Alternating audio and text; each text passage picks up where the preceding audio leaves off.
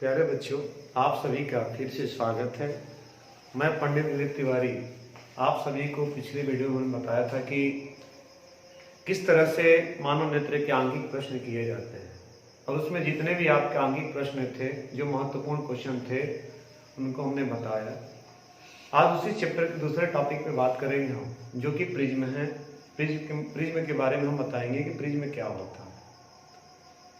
तो जब इसकी बात आएगी तो आपको मालूम होना चाहिए कि प्रिज्म जो होता है कांच का टुकड़ा होता है, जिसके दो पृष्ठ जो होते हैं वो समतल होते हैं, और दोनों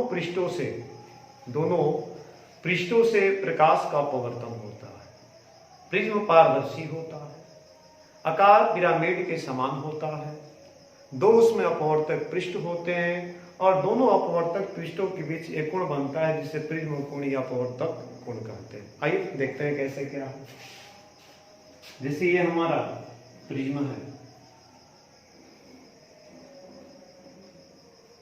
मान लेते ये है, ये बी है और ये सी है। इसकी जब डेफिनेशन की बात आएगी तो आप बता देंगे कि किन्हीं दो पारदर्शी समतल पृष्ठों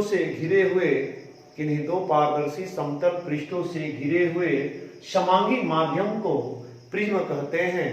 प्रिज्म का आकार पिरामिड के आकार के समान होता है।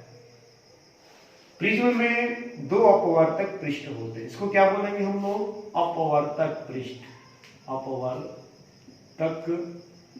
पृष्ठ बोलेंगे। ये भी आपका क्या है? इसको भी हम लोग बोलेंगे कि यह हमारा अपवर्तक पृष्ठ है। और दोनों पृष्ठों के बीच, मतलब दोनों अपवर्तक पृष्ठों के बीच जो कोण बना है, इस कोण को हम लोग या तो प्रिज्म कोण कहते हैं, प्रिज्म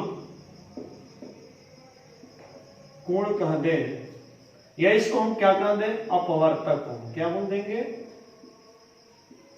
अपवर्तक कोण बोल सकते हैं। अब अपवर्तक कोण क्यों बोलते हैं? क्योंकि अपवर्तक पृष्ठों के बीच बना है, तो कहीं भी लिखा रहता है कि अपवर्तक कोण। अब हम इसमें बात करेंगे कि जब ये अपवर्तक दो पृष्ठ हो गए, तो दोनों पृष्ठों से प्रकाश का अपवर्तन होना चाहिए। तो जाहिर सी बात है कि अगर इस पृष्ठ से प्रकाश प्रवेश करता है, तो इस पृष्ठ से भी प्रकाश का अपवर्तन होता है। हम इसको मान लें कि यह प्रकाश इस तरह से आ रहा है, और इसमें होगा क्या कि दो अभिलंब हो जाएंगे। एक यह विलंब हो जाएगा आपका, एक आपका यह विलंब हो जाएगा। इसको हम लोग क्या बोलते हैं? इसको बोलते हैं आपतित किरण बोलते हैं। इसको बोलते हैं हम लोग निर्गत किरण बोलते हैं। और ये जो आपकी किरण होती है, इसको हम बोलते हैं अपवर्तित किरण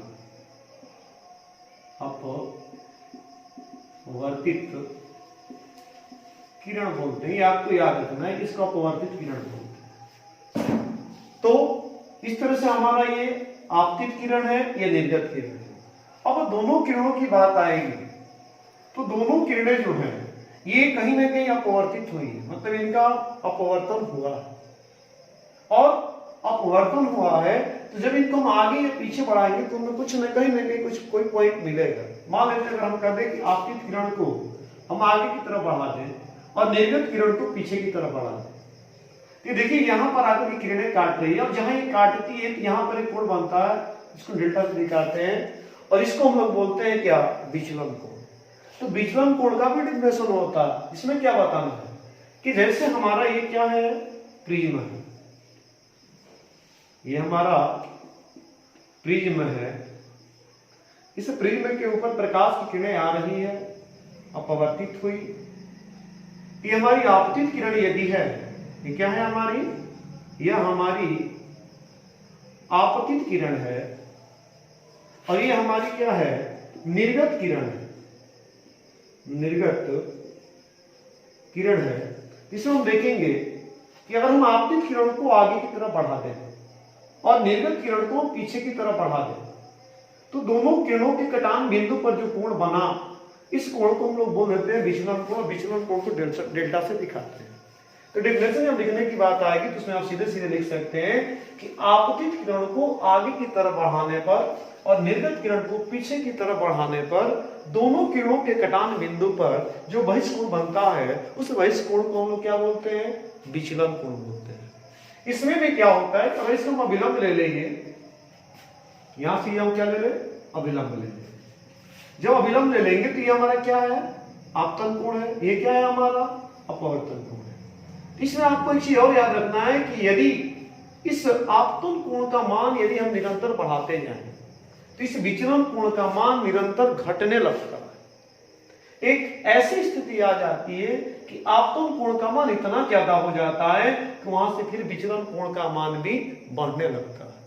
तो आपतन कोण के इस विशेष मान के लिए जो विचलन कोण होगा उस विचलन कोण को हम लोग अल्प विचलन कोण या न्यूनतम विचलन कोण कहते हैं, और उस दशा में अल्प विचलन कोण या न्यूनतम विचलन कोण को हम डेल्टा एम से दिखाते हैं।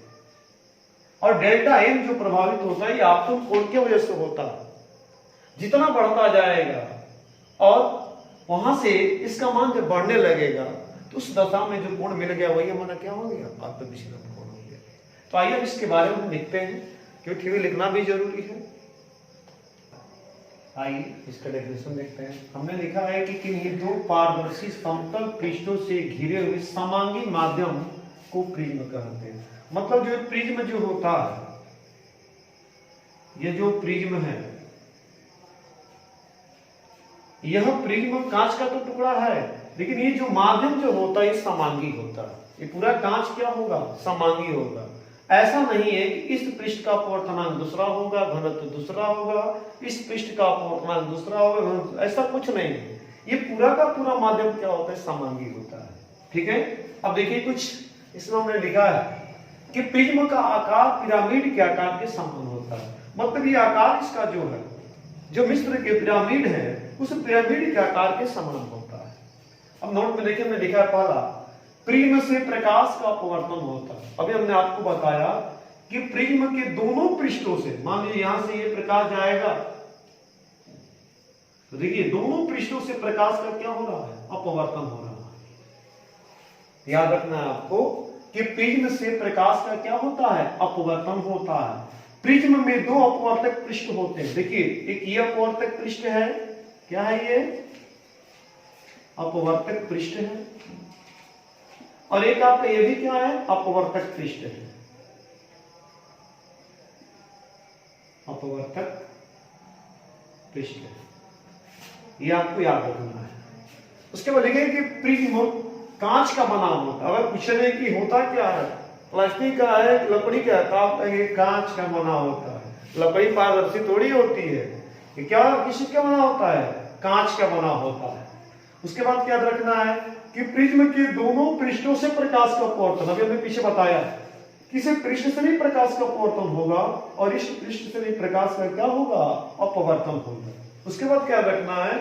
अपवर्तक पृष्ठों के बीच बने कोण को प्रिज्म कोण या अपवर्तक कोण कहते हैं। मतलब यह कोण जो बना है ए, इस कोण को हम लोग क्या बोलेंगे? अपवर्तक कोण या प्रिज्म कोण कहेंगे। इसको याद रखना है कि अपवर्तक कोण या प्रिज्म कोण को कैपिटल ए से प्रदर्शित करते हैं। उसके बाद देखिए क्या रखना है कि आदर्श प्रिज्म का प्रिज्म कोण, अर्थात जो सबसे अच्छा प्रिज्म होगा, जिसमें अच्छा से अच्छा अपवर्तन होगा, उसके प्रिज्म कोण का जो मान होगा वो 60 अंश होता है। क्योंकि प्रिज्म भी दो तरह के होते हैं, एक पतला प्रिज्म होता है तो उसके लिए कुछ और फार्मूला लगते हैं। जब उसका विचलन निकालेंगे, अल्प विचलन कोण निकालेंगे, तो उसके लिए अलग फार्मूला लगेगा। इस हिसाब से आपको याद रखना है कि सामान्यतः जो आदर्श प्रिज्म जो होगा, उस प्रिज्म का जो प्रिज्म कोण होता है वो कितने डिग्री का होता है? ये 60 अंश का होता है। ये आपको याद रखना है। अगर इससे कम या ज्यादा होता है तो उस आदर्श प्रिज्म हम नहीं कर सकते हैं। इस तरह से आप इसको नोट भी कर सकते हैं, नोट्स भी बना सकते हैं, बोर्ड एग्जाम आए तो लिख भी सकते हैं। आइए आप इसके रिलेटेड आप देखेंगे कि अल्प विचलन कोण क्या होता है, विचलन कोण क्या होता है, कैसे होता है, उसके बारे में चर्चा करते हैं। आइए देखते हैं कि विचलन कोण क्या होता है। तो देखिए इसको आप थोड़ा समझिएगा कि ये यदि हमारा ये प्रिज्म है, यदि ये हमारा प्रिज्म है, ये हमारा ए है, ये बी है और ये सी है, यदि हम इसके ऊपर ये किरण दिखाएं, ये क्या है हमारी, अच्छे से ये हमारी आपतित किरण है, ध्यान दीजिएगा। अगर ये ऐसे दिखा, इसको हम क्या कर दें, इसको हम बोल सकते हैं ये हमारी क्या है, आपतित किरण है। इसको हम क्या बोलेंगे, ये हमारा निर्गत किरण है। तो हमने उसमें क्या लिखा है, इसमें ये लिखा है कि यदि आपतित किरण को आगे की ओर बढ़ाया जाए, लीजिए हम इसको आगे की तरफ बढ़ाते हैं, इसको हम मान लेते इधर जा रहे हैं, ठीक है क्या, यदि आपतित किरण को आगे की ओर बढ़ाया जाए तो हम इसको आगे बढ़ा दें, और निर्गत किरण को पीछे की ओर बढ़ाया जाए। अब इसको हम, ये निर्गत है ना, इसको पीछे की तरफ हम बढ़ाते हैं, ये लिखा है पीछे की ओर बढ़ाया जाए, तो दोनों किरणों के कटान बिंदु पर बने कोण को विचलन कोण कहते हैं। देखिए यहां ये किरणें काट रही है, ये जो कोण बनता है, इस कोण को हम लोग क्या बोलेंगे, इस कोण को हम बोलेंगे विचलन कोण बोलेंगे, ये आपको याद रखना है। और इस विचलन कोण को किसी से दिखाते हैं, डेल्टा से दिखाते हैं, जो कि ग्रीक होता है। देखिए लिखे भी हैं, इसे डेल्टा से प्रदर्शित करते हैं। अब इसमें कुछ बातें याद रखनी है, किस विचलन कोण का मान किस चीज पर निर्भर करता है, तो आपको पहला याद रखना है, इस विचलन कोण का मान इस प्रिज्म के पदार्थ का जो अपवर्तनांक होगा, उस अपवर्तनांक के ऊपर निर्भर करता है। दूसरी बात का याद रखना है, किस इस प्रिज्म का मतलब इस प्रिज्म में जो विचलन कोण जो होगा, उस विचलन कोण का मान या आपतित किरण जो होती है, इस आपतित किरण के मान के ऊपर ही निर्भर करता है। अब निर्भर क्यों करता है, तो आपको ये बात याद रखना है कि यदि इस आपतन कोण का मान बढ़ाया जाएगा तो इसका मान घटना स्टार्ट हो जाएगा। इसलिए लिखना जरूरी है कि ये विचलन कोण जो होता है, इस विचलन कोण का मान या आपतित किरण के आपतन कोण पर निर्भर करता है। अगर घटाएंगे बढ़ाएंगे तो ये प्रभावित होता है। आगे हम पढ़ेंगे कि जब इसको बढ़ाएंगे तो ये क्या हो जाएगा। एक बात आप याद रखना है कि यदि आप बढ़ाएंगे इसको तो इसका मान घटेगा, और एक ऐसी स्थिति आ जाएगी फिर ये बढ़ना स्टार्ट हो जाएगा, तो उसे हम क्या कहेंगे, अल्प विचलन और न्यूनतम विचलन कोण, दोनों में से कोई भी चीज बोल सकते हैं। तो उसके लिए भी अलग डेफिनेशन लिखेंगे, ये आप नोट कर सकते हैं। आइए आगे हम देखते हैं क्या है। आइए देखते हैं कि अल्प विचलन कोण क्या होता है। तो आपको याद रखना है, देखिए ये हमारा प्रिज्म है, सब प्रिज्म से रिलेटेड है। अल्प विचलन कोण है, विचलन कोण हो, ये हमारा क्या है, प्रिज्म है। ये हमारा ए बिंदु है, ये हमारा बी बिंदु और ये हमारा सी बिंदु है। इसके बारे में आप लोग जानते हैं कि इसको हम लोग क्या बोलते हैं, ये प्रिज्म कोण है, प्रिज्म कोण है। अब देखिए जब अल्प विचलन कोण की बात आई तो पहले विचलन वाली स्थिति बना ली है।